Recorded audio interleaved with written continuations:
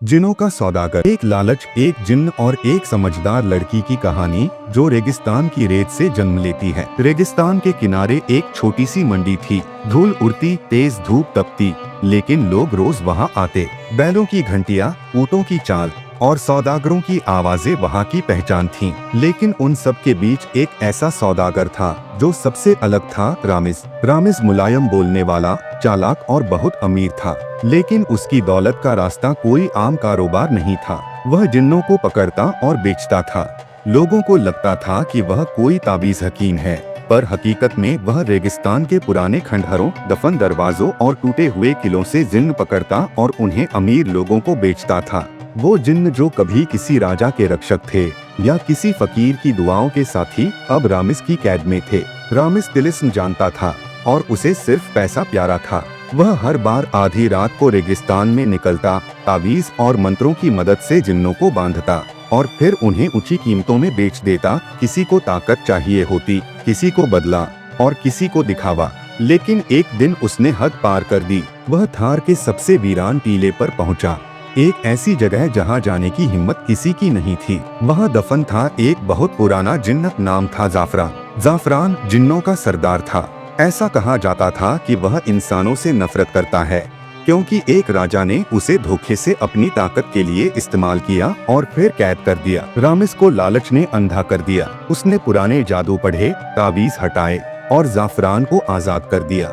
लेकिन जो हुआ वो रामिज ने कभी नहीं सोचा था। जाफरान ने उस पर हमला नहीं किया, बल्कि मुस्कराया और वही जुमला दोहराया जो कभी उस पर कहा गया था, अब तुम मेरे गुलाम हो। एक पल में रामिज का शरीर सुन्न हो गया। उसकी आत्मा धुएं में खो गई और जाफरान उसके शरीर में घुस गया। अब जो मंडी में जिन्न बेचने आया वो था जाफरान, रामिज के जिस्म में, उसकी शक्ल में, मगर अंदर से वो आग थी, धुएं से भरा एक खतरनाक जिन्न।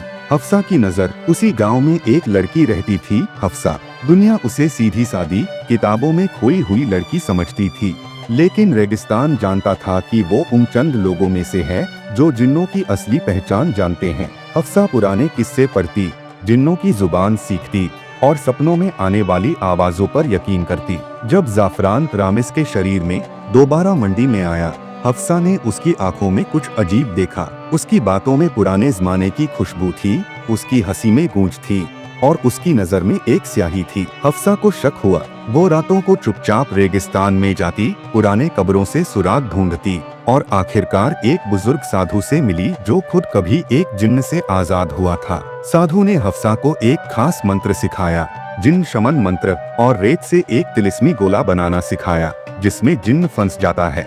आखिरी मुकाबला। अगली मंडी में जब जाफरान एक नया जिन्न बेचने की तैयारी में था, हफ्सा चुपचाप वहाँ पहले से मौजूद थी। उसने जमीन पर एक गोला बना लिया था। जैसे ही वह जाफरान के सामने पहुंची, उसने ऊंची आवाज में मंत्र पढ़ना शुरू कर दिया। जाफरान चौंक गया। तुम जानती हो ये सब? उसने कहा। हाँ, हफ्सा बोली, और अब सब जानेंगे कि तुम कौन हो। जाफरान का जिस्म कांपने लगा, रामिज का चेहरा बदलने लगा और तेज आवाज के साथ धुआं उस शरीर से निकल आया। रेत का गोला अब एक पिंजरा बन चुका था। जाफरान कैद हो चुका था। उसकी आखिरी चीख थी, लालच सबको कैद कर देता है। अंत। रामिज बेहोश होकर गिर पड़ा। जब होश आया वो फूट फूट कर रोने लगा। मुझे कुछ याद नहीं, मैं कहाँ था? हफ्सा ने उसकी आंखों में देखा और कहा, जिन्नों को कैद करना असल में खुद को गंवाना है। रामिज ने सौदागरी छोड़ दी और सादगी की राह अपना ली। हफ्सा अब गांव की जिन्न बांध मानी जाती है, जो जिन्नों से लड़ती नहीं पर लोगों को उनके खुद के लालच से बचाती है।